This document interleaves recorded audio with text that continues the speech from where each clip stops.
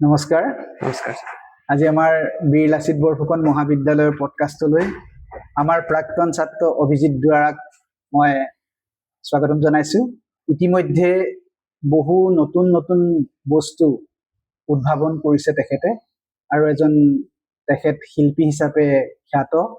গতিকে আমি বীৰ লাচিত বৰফুকন মহাবিদ্যালয়লৈ পডকাষ্টলৈ এইটো কাৰণে আমি তেখেতক আমন্ত্ৰণ কৰিছোঁ। আমাৰ ছাত্ৰ ছাত্ৰীসকলে তেখেতৰ পৰা কিছু আদৰ্শ লওক, ছাত্ৰ ছাত্ৰীসকলে কিছু নজনা কথা শিকক, সেয়ে আজি আমন্ত্ৰণ জনাইছোঁ। এতিয়া আহোঁ, মই দুটামান আজি কথা জানিব বিচাৰিছোঁ, কাৰণ এই মহাবিদ্যালয়ত তুমিতো ইয়াত অধ্যয়ন কৰি গৈছা। এতিয়া আমি গম পাইছোঁ যে যুৱ উদ্ভাৱক হিচাপে তুমি বহুখিনি বস্তু দুকুৰিতকৈ অধিক তুমি ইনভেনশ্যন অৰ্থাৎ ডিস্কভাৰ কৰিবলৈ সক্ষম হৈছা। এই ক্ষেত্ৰত তোমাৰ ইয়াৰ আঁৰত তুমি কাৰ পৰা কেনেকে অনুপ্ৰেৰণা লাভ কৰিলা? আচলতে সৰুৰ পৰাই কি হ'ল, মন আছিলে মানে এনেকুৱা বস্তুবিলাকৰ প্ৰতি আগ্ৰহ আছিলে। কেনেকে ৰেডিঅ'টো কাম কৰে, কেনেকে টিভিটো কাম কৰে, সেই সকলোখিনি বস্তু তেনেকে ভাবি ভাবি চিন্তা কৰি থাকোঁতেই ক্লাছ 3 মানৰ পৰাই ধৰক এনেকুৱা ধৰণৰ কিছুমান বস্তু ধৰক কাম কৰিবলৈ ধৰিলো। ক'ৰবাত লাইট এটাকে জ্বলালো, কেনেকে বেটেৰী লগাই লাইট এটাকে জ্বলালো, ঠিক তেনেধৰণে কাম কৰি কৰি আপোনাৰ ক্লাছ 3 মানত পঢ়ি থাকোঁতে এটা ৰেডিঅ' কিনিছিলোঁ। মই 160 টকা দি ৰেডিঅ' কিনিছিলোঁ আৰু আমাৰ ফাইনেন্সিয়েল বেকগ্ৰাউণ্ডটো ইমান ভাল নহয় কাৰণে সেই ৰেডিঅ'টো কিনোতেও বহুত দিন লাগিলে মানে। তাৰপিছত তেনেকে কিনি তাৰপিছত ৰেডিঅ'টো কি হ'ল, 1-2 মাহৰ পিছত অকণমান বেয়া হোৱাৰ পিছত মেকানিকজনৰ ওচৰলৈ নিবলৈতো পইচা লাগিব আমাক। সেইকাৰণে বহুত দিন পৰি থাকিলে। তাৰপিছত এদিন দুপৰীয়া চামুচ এখনে ৰেডিঅ'টো খুলিলোঁ। খোলাৰ পিছত তাৰপিছত তাত দেখিলোঁ যে এডাল ৱায়াৰ ছিঙি আছে। এই ৱায়াৰডাল ছিঙি থকাৰ কাৰণে তাৰপিছত এইবিলাক গম নাপাওঁ মানে চলেং কি কথা। তাৰপিছত ৱায়াৰডাল ক'ৰবাত লগাই চালোঁ। তাৰপিছত এটা জেগাত লগাই দিলত বাজিলে মানে। বজাৰ পিছত মনটোও ভাল লাগিলে আৰু চলেং কৰিবতো তাত সেইটো গমেই নাপাওঁ সেইবিলাক বস্তু আছে বুলি। তাৰপিছত আমি আগতে মম জ্বলাই পঢ়োঁ মানে। সেই মমৰ 2টোপাল মান দিয়াৰ পিছত সেই ৱায়াৰডাল ৰৈ গ'ল আৰু সেইটো ৰেডিঅ'টো ভাল হৈ গ'ল। তাৰপিছত ইমানে মনটো ফূৰ্তি লাগিলে, বস্তুটো এনেকুৱা এটা বস্তু মই কৰিব পাৰিলোঁ বুলি। তাৰপিছত মানুহ ঘৰত কাৰোবাৰ ঘৰত কিবা বেয়া বস্তু এটা দেখিলে ইলেক্ট্ৰনিক্স লৈ পিনি আমি এইবিলাক চাবলৈ ধৰিলোঁ, ভিতৰত কি বস্তু সোমাই থাকে, কোনটো বস্তু কিবা কামত আহিব নেকি, তেনেকে ইউজ কৰিবলৈ ধৰিলোঁ। আচলতে মানে অনুসন্ধিৎসু মনে নতুন নতুন মানে সৃষ্টি কৰিবলৈ চিন্তা কৰা। আচলতে মানে হাবিয়াসটো আহি যায়, নহয় জানো? আচলতে মনটোক তুমি বান্ধি ৰাখিব নোৱাৰা আৰু তেনেকৈ মানে তুমি মনটোক সংযোজন কৰি নতুন বস্তু সৃষ্টি কৰিব বিচাৰা। বাৰু ঠিক আছে, তুমি এটা কথা কোৱাচোন, যিহেতু তুমি আৰ্টছ বেকগ্ৰাউণ্ড, তুমি কলা শাখাত স্নাতক হৈছা এই মহাবিদ্যালয়ৰ পৰা, আৰু সেই কলা শাখাত স্নাতক হৈ তুমি বিজ্ঞান আৰু প্ৰযুক্তি এই কৌশলবিলাক কেনেকে তুমি আয়ত্ব কৰিবলৈ সক্ষম হ'লা? আচলতে মোৰ পঢ়িবলৈ মন আছিলে চায়েন্সতে, কিন্তু এতিয়া আৰ্থিকভাৱে সবল নোহোৱাৰ কাৰণে ধৰক চায়েন্সত পঢ়িবলৈ অকণমান অসুবিধা হ'ল। আৰু সেইকাৰণে আৰু পিছলে লাহে লাহে গম পালোঁ যে এইবিলাক কাম এনেকে ধৰণেও কৰি আগবাঢ়ি যাব পাৰি। তাৰপিছত মই লাহে লাহে চাবলৈ ধৰি যে মানুহে বা মই নিজে কিবা এটা বস্তু যদি সমস্যাৰ সন্মুখীন হৈছোঁ, তাৰ সমাধান কৰিবলৈ গ'লে এটা উদ্ভাৱন হৈ যায়, সৃষ্টি হৈ যায় কিবা এটা বস্তু। সেইকাৰণে তেনেকে কামবিলাক কৰি যাবলৈ ধৰিলোঁ। আৰু বহুতে মোৰ মেচিনেৰী ইকুইপমেণ্ট বনোৱা দেখি বা বহুতে কিবা কিবি বস্তু এনেকুৱা বনোৱা দেখি তেতিয়া মানে সোধে মানে চায়েন্সত কিহলৈকে পঢ়িলা, কি পঢ়িলা। তাৰপিছত মই তেতিয়া কোৱাৰ পিছত তেওঁলোকে আচৰিত হৈ যায়, তুমি আৰ্টছত বহি তেনেকুৱা কাম কৰি আছা। তাৰপিছত মই বোলো সেয়াই বোলো, মই আগ্ৰহ থাকিলে কৰিব পাৰি আৰু চব কাম। আচলতে কি, যেতিয়া আগ্ৰহ থাকে তেতিয়া কোনো চায়েন্স আৰ্টছৰ কোনো কথা নাথাকে, হয় নে নহয়? মনটোৱে যদি কৈ দিয়ে তেতিয়াহ'লে কিবা এটা আচলতে লাগি থাকিব। কণ্টিনিউৱাছ যিটো কামত লাগি থকাৰ প্ৰৱণতাটোৱে আচলতে কিবা এটা সৃষ্টিশীলতা আনি দিয়ে, নহয় নে? সেইটো তোমাৰ ক্ষেত্ৰত তুমি নিজেই গম পাইছা। আৰু বহুত ধৈৰ্য লাগে আপোনাৰ। ধৰক এটা বস্তু বনাবলৈ হ'লে মই ধৰক যোনটো বস্তু ধৰক 1000 মান টকাত বনে, সেইটো বস্তু ধৰক 5000 10,000 কেতিয়াবা খৰচ হৈ যাব পাৰে। কিছুমান বস্তু ধৰক অদৰকাৰীকে অনা হয়, লগোৱা হয়, বেয়া হয়, তেনেকুৱা হৈ যায় মানে। আচলতে এই বস্তুবিলাক যেতিয়া ডিস্কভাৰ কৰিছা, তুমি এতিয়া কোৱা জনা মতে তুমি 60টাতকৈ অধিক তুমি আৱিষ্কাৰ কৰিছা, সৰু বৰ বস্তু আৱিষ্কাৰ কৰিছা। এইবিলাক আৱিষ্কাৰ কৰিবলৈ যাওঁতে যথেষ্ট অৰ্থৰ প্ৰয়োজন আছে, টকা পইচাৰ যথেষ্ট দৰকাৰ হয়। তুমি কেনেকে এইবোৰ মেনেজ কৰিছিলা? মোৰ কিছুমান মেচিনেৰী ইকুইপমেণ্ট মই বিক্ৰী কৰি থাকোঁ, মানে ধৰক আপোনাৰ ইলেক্ট্ৰনিক জটৰ, এগ ইনকিউবেটৰ, আৰু কিছুমান ধৰক ফাৰ্মিঙৰ ক্ষেত্ৰত বা তেনেকুৱা কিছুমান কাষ্টমাইজ কৰিবলৈ আহে বস্তু। ধৰক আপোনাৰ কাৰোবাৰ বোলে আজি মোক বোলে এইটো বস্তু এনেকুৱা হৈছে, মোৰ ফাৰ্মখনৰ প্ৰব্লেম হৈছে, তুমি কিবা এটা কৰিব পাৰিবা নেকি? এতিয়া সেইটো বস্তু ঠিক কৰিবলৈ গ'লে সেই প্ৰব্লেমটো চল্ভ কৰিবলৈ গ'লে কেইটামান পাওঁ। আৰু বিশেষকৈ মোৰ এটা ক্লাছ আছে মানে, এইটো দেওবাৰে হয়। 5 বছৰ পৰা 16 বছৰলৈ ল'ৰা ছোৱালীবিলাক আহে তাত শিকিবলৈ। যেনেকে আপোনালোকে যদি প্ৰায় বিলাকে চাইছে যদি 3 Idiots চিনেমাখন আমিৰ খানৰ, হয়, এই চিনেমাখনৰ লাষ্টত দেখুৱাই এখন ফুংচুক বাংলো এখন স্কুল দেখুৱাই, সৰু ল'ৰা ছোৱালীবিলাকে কিবা কিবি বনাই থাকে। সেই তেনেকুৱা ধৰণৰ মোৰ স্কুলখনতো সেইবিলাক কামেই হয় মানে। বিশেষকৈ মোৰ এটাই মটিভ, সেই স্কুলখনৰ আঁৰত আপোনাৰ ভৱিষ্যতলৈ ল'ৰা ছোৱালীখিনি হাতৰ এটা স্কিল আহক, মানে স্কিল এটা ডেভেলপ হওক, তেওঁলোকে কিবা এটা নহয় কিবা এটা কৰি খাব পাৰিব সেই তাৰ পৰাই।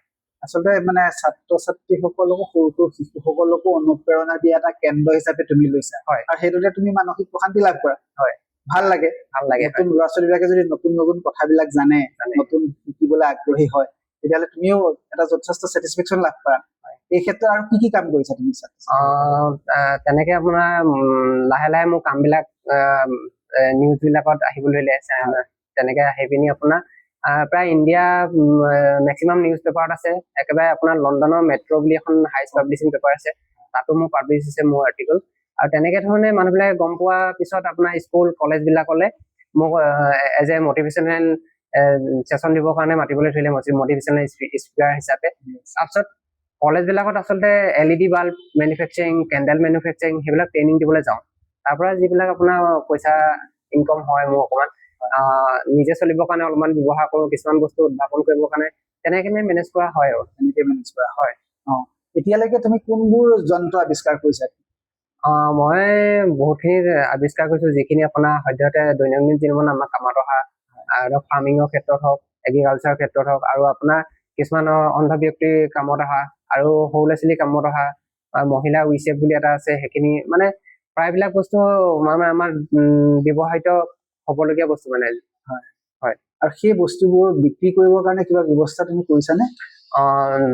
যিকোনো এটা বস্তু বনোৱাৰ পিছত ঘপককেনে বিক্ৰী কৰিবলৈ আমাৰ অসুবিধা হয় মানে। আৰু ধৰক আজি ধৰক 2-এটা বস্তু ক'ৰবাৰ পৰা যোগাৰ কৰি পিনি বনোৱা হয়, মানে কাৰোবাৰ ঘৰত কিবা এটা বস্তু আছিলে সেইটোৰ পৰা লগ লগাই তেনেকুৱা ধৰণৰ বস্তু এটা উদ্ভাৱন কৰা হয়, আৰু সেইটো এটা মডেলহে বনোৱা হয়। সেই মডেলটো আকৌ কিছুমান কোম্পানীৰ লগত কথা বতৰা পাতি তেওঁলোকে আকৌ পেটেণ্টৰ ব্যৱস্থা কৰিব। পেটেণ্টৰ ব্যৱস্থা কৰাৰ পিছত আকৌ তাৰ পৰা আপোনাৰ বাহিৰত গৈ পিনি চাৰ্কিট বিলাক ডিজাইন কৰি মেলি বনাব লাগিব। তেনেকে 2-এটা কোম্পানীৰ লগত এতিয়া মোৰ টাইপ হৈ আছে, 2টামান ফাণ্ড আহিলে। আৰু পেটেণ্ট লাভ কৰিছা নেকি? পেটেণ্টৰ কাৰণে কাগজ পত্ৰ চলি আছে, আৰু তেওঁলোকে এতিয়া ফাণ্ড দিছে মানে 2টামান মেচিনৰ কাৰণে। যদি টেষ্টিঙো চলি আছে, পিছত মাৰ্কেটত ওলাব পাৰিব। আৰু এই যন্ত্ৰবোৰ যে তুমি আৱিষ্কাৰ কৰিছা, এই ক্ষেত্ৰত আমাৰ গুৱাহাটী IIT যথেষ্ট ফাণ্ডিং কৰে। হয়। এইবিলাকৰ ক্ষেত্ৰত তুমি কিবা আগবাঢ়িছা নেকি? গুৱাহাটী IIT লকডাউনৰ আগৰে কথা কৈছো মই। গুৱাহাটী IITৰ পৰা আমাৰ ফালে আহিছিলে ছাৰ 2জনমান, আৰু মেম এগৰাকী আহিছিলে। বস্তু-চস্তুবিলাক চাই মেলি তেওঁলোকে কিছুমান ডকুমেণ্টছ নিলে মোৰ পৰা, চাই মেলি, আৰু এতিয়া প্ৰচেছিঙত আছে বুলিয়ে কৈছে। এতিয়ালৈকে যোগাযোগ হোৱা নাই। হয়। তেতিয়াহ'লে আমি ভাবিছো অনাগত সময়ত তোমাৰ এই উদ্ভাৱনী বস্তুখিনিয়ে যথেষ্ট সমাজত সমাদৰ লাভ কৰিব, আৰু আমাৰ ছাত্ৰ ছাত্ৰীসকলেও এই কথাবিলাক জানিব। কাৰণ প্ৰযুক্তিগত কৌশলেৰে মনৰ অনুসন্ধিৎসুৱে মানুহক মানে সৃষ্টিশীলতাৰ আনি দিয়ে, হয়নে? গতিকে তোমাকে সাৰথি কৰি, তোমাকে অনুপ্ৰেৰণাৰ উৎস হিচাপে আমাৰ ছাত্ৰ ছাত্ৰীসকলৰ লোৱাৰ যথেষ্ট সুযোগ আছে। কাৰণ আজিকালি স্কিলক যথেষ্ট গুৰুত্ব দিছে, আমাৰ NEPও যথেষ্ট স্কিলক গুৰুত্ব দিছে। গতিকে আমাৰ ছাত্ৰ ছাত্ৰীসকলে এই কথাবিলাক জানি এটা লাইভলিহুড মানে প্ৰমোচনৰ এটা উৎস হিচাপে ল'ব পাৰে, হয়নে? গতিকে তুমি যে এই কামবোৰত লাগি থাকিলা, নতুন নতুন আৱিষ্কাৰৰ ক্ষেত্ৰত তুমি চিন্তা কৰি থাকিলা, মনৰ কথাবোৰ তুমি কিছুমান মানে সপোনক মানে দিঠকলৈ পৰিণত কৰিলা, এইবোৰৰ ক্ষেত্ৰত, এই মনটোক আগুৱাই নিয়াৰ ক্ষেত্ৰত তোমাৰ অভিভাৱকে কেনেধৰণে তোমাক সহায় কৰিছে? আচলতে মই যেতিয়া এইখিনি কাম আৰম্ভ কৰিছিলো, আমাৰ চাবলৈ গ'লে মানে কি হৈছে, ইণ্ডিয়ান কালচাৰটোত মানে ছাপোৰ্ট কৰা ইমান নোলায় মানে। ধৰক আপোনাৰ আজি পঢ়া শুনা কৰিলে বোলে এনেকে কয়, সৰু ল'ৰা ছোৱালী এটাকো ক'ব চাবচোন, আপুনি ভালকে পঢ়, নপঢ়িলে চাকৰি নাপাবি। আমাৰ এনেকুৱা হয় আপোনাৰ আজি মোবাইল এটা কিনিবলৈ 1 লাখ টকা এটা দি দিব মাকহঁতে, কিন্তু আপুনি যদি কয় ল'ৰাটোৱে যদি কয় মই দেউতা মা মই বিজনেছ এটা কৰিব বিচাৰিছো, যদি মোক হেৰি পইচা 50,000 বা 1 লাখে দিয়ক, তেতিয়া কিন্তু নিদিয়ে। সেইকাৰণে ধৰক ময়ো তেনেকে ধৰক ইমান এটা চাপৰ্ট পোৱা নাছিলো মানে তেতিয়া। আৰু সেইটো সময়ত ইণ্টাৰনেট নাছিলে আৰু কৰবাত ভাল কিতাপ এখন আনি পিনি পঢ়িবলৈও তেনেকুৱা সেইবোৰ বিষয়ত নাছিলে। তেনেকে কৰি থাকিলো কামবিলাক। আৰু মোৰ নিজৰ কামটোৰ প্ৰতি মানে মোৰ বহুত হেঁপাহ মানে। আৰু সেইকাৰণে কৰি যোৱাৰ পিছত লাহে লাহে যেতিয়া মানুহবিলাকে গম পাবলৈ ধৰিলে, তেনেকে গম পোৱাৰ পিছতে তেওঁলোকে ঘৰৰ মানুহবিলাকে এনেকুৱা কাম এটা কৰিও চলিব পাৰিব, কৰিব পাৰিব আৰু সমাজখনৰ কাৰণে এটা পৰিৱৰ্তন আনিব পাৰিব, তেতিয়া তেওঁলোকে অকণমান ছাপোৰ্ট কৰিবলৈ ধৰিলে আৰু এতিয়া তোমাৰ কেনেধৰণৰ কাম আগবাঢ়ি আছে, কি প্ৰচেছ কৰিছা এতিয়া তুমি নতুন কাম? নতুন কাম মোৰ প্ৰায় জানুৱাৰী 1 তাৰিখ মানে আপোনাৰ প্ৰায় নিউজ চেনেল বিলাকৰ পাব্লিছ হৈছে বাচন ধোৱা মেচিন এটা, যোনটো চলাৰত চলিব। আৰু এটা হৈছে কুকুৰা দানা দিয়া মেচিন। অসমৰ প্ৰায়বিলাক মানুহে চাগে নিউজ চেনেল বা ব্লগাৰ বিলাকৰ ভিডিঅ' দেখিছে। আপোনাৰ সেই যোনটো কুকুৰা দানা দিয়া মেচিন, সেইটো হৈছে আপোনাৰ বাহিৰত যোনবিলাক চৰি ফুৰে কুকুৰাবিলাক, সেইবিলাকক দানা দিয়ে। আৰু সেই কুকুৰাবিলাকক আপোনাৰ ধৰক দানাটো টাইম মতে পৰি গ'লেও নহ'ব, কুকুৰাখিনি গম নাপাব, য'ত ত'ত থাকেগে। সেই মেচিনটোৰ পৰা কি কৰে, মানুহে মতা নিচিনাকে মেচিনটোৰ পৰা এটা ভইচ ওলাই মাতে, কুকুৰাখিনি আহা বুলি মাতিব, মাতাৰ পিছত আপোনাৰ চাউলখিনি তাৰ পৰা ওলাব, কুকুৰাবিলাক খাব। সেইখিনি তেনেকে কাম কৰিব। আৰু বাচন ধোৱা মেচিনটো খুব কম, আপোনাৰ গোটেই মাহটো যদি বাচন ধুৱে, সেইটো যদি কাৰেণ্টত চলাই, কাৰেণ্টৰ বিল মাত্ৰ আপোনাৰ 120 টকা 30 টকাৰ ভিতৰতে আহিব মানে। ইমান সুন্দৰ সুন্দৰ তুমি বস্তু আৱিষ্কাৰ কৰিছা। এই বস্তুবোৰে বজাৰত কেনেদৰে সমাদৰ লাভ কৰিছে? সমাদৰ আপোনাৰ ইলেক্ট্ৰনিক যন্ত্ৰটো আজি মই প্ৰায় 2 বছৰ 3 বছৰ মান হ'ল অসমৰ প্ৰায় চুকে কোণে বিক্ৰী কৰি থকা হৈছে। আৰু এই ইনকিউবেটৰ বিলাকতো মই আপোনাৰ 2020 পৰা বিক্ৰী কৰি থকা হৈছে। সেইবিলাক লখিমপুৰ ধেমাজি প্ৰায়বিলাক জেগাত গৈ আছে, এনেকে যথেষ্ট বিক্ৰী কৰি থকা হৈছে। ইয়াৰ পৰা কিছু উপাৰ্জন হৈছে। আৰু উপাৰ্জনৰ পৰা যিবিলাক পইচা পাওঁ, সেইখিনি আকৌ নিজৰ উদ্ভাৱনত লগা নতুন এটা বস্তু বনাবৰ কাৰণে চেষ্টা কৰোঁ। অকল তুমি উদ্ভাৱনৰ লগতে জড়িত হৈ আছা নে অন্যান্য আৰু বেলেগ তোমাৰ ৰাপ আছে, বেলেগ কামত তুমি জড়িত হৈ আছা? বেলেগ কামত মানে মই আপোনাৰ সেয়া যিখিনি আপোনাৰ ট্ৰেইনিং দিবলৈ কৈছো যে মেনুফেকচাৰিঙৰ ট্ৰেইনিং দিবৰ কাৰণে। আৰু বিশেষকৈ মানে কি হৈছে, মোৰ লগতে উঠি অহা চামটো যাতে কিবা এটা হয়, আৰু পৃথিৱীলৈ আহিছো যেতিয়া নিজৰ এটা বিদ্যা আছে, যেতিয়া কাৰোবাক দি থৈ যাব পাৰিলে বহুত ভাল হয় মানে। সেইকাৰণে আপোনাৰ প্ৰায় আপোনাৰ চাবলৈ গ'লে আজিৰ ডেটত মই 10,000 মান ল'ৰা ছোৱালীক মটিভেশ্যন চেচন দিলো। আৰু তাৰ পৰা বহুতখিনি ল'ৰা ছোৱালী আপোনাৰ উপকৃত হৈছে। আৰু মই গাইডেঞ্চ দিয়া নেশ্যনেল লেভেলত চিলেক্ট হৈছে মানে আপোনাৰ এইবিলাক প্ৰজেক্ট ছাবমিট কৰিব লাগে। তাৰ কাৰণে আপোনাৰ 6জন ষ্টুডেণ্ট চিলেক্ট হৈছে, তেওঁলোকে ফাণ্ডো পাইছে মানে। এইটো এটা যথেষ্ট ভাল কথা। 10,000তকৈ অধিক ল'ৰা ছোৱালীক তুমি ট্ৰেইনিং দিছা, আৰু তাৰ পৰা কিমান 6জন ল'ৰা ছোৱালী নেশ্যনেল চিলেকশ্যন হৈছে, তেওঁলোকে মানে প্ৰজেক্ট ছাবমিটৰ কাৰণে। আৰু বহুতে ধৰক ভাবিছিলে যে এটা বস্তু বনাবৰ কাৰণে, উদ্ভাৱন কৰিবৰ কাৰণে ধেৰ পইচা পাতি লাগিব, আৰু আৰ্থিকভাৱে দুৰ্বল বহুত ল'ৰা ছোৱালী থাকে, তেওঁলোকে ভাবি আছিলে। তাৰপিছত মই যেতিয়া গৈ পিনি কওঁগে, নহয় তোমালোকে ইমান বস্তু কিনিব নালাগে, তোমালোকে কাৰোবাৰ ঘৰত বোলে কিবা টৰ্চ এটাকে বেয়া হৈছিলে, তাৰপৰা লাইটটো খুলি ললা, কাৰোবাৰ ঘৰত মোবাইল এটা বেয়া আছিলে, তাৰপৰা বেটেৰীটো ললা, তেনেকে কিছুমান বস্তু যোগাৰ কৰি পিনি এটা বস্তু, নতুন এটা বস্তু বনাব পাৰিবা। আৰু কিবা যদি নোৱাৰা, মই যিমানখিনি পাৰো সিমানখিনি মই সহায় কৰি দিম। মানে কি ৱেষ্ট মেনেজমেণ্টটো তুমি খুব সুন্দৰভাৱে মানে কৰিব পাৰা। আৰু বিশেষকৈ মানে উদ্ভাৱনৰ লগতে মই প্লাষ্টিক আৰু যোনখিনি ইলেক্ট্ৰনিক্স ৱেষ্ট, সেইখিনিৰ ওপৰতো কাম কৰি আছো।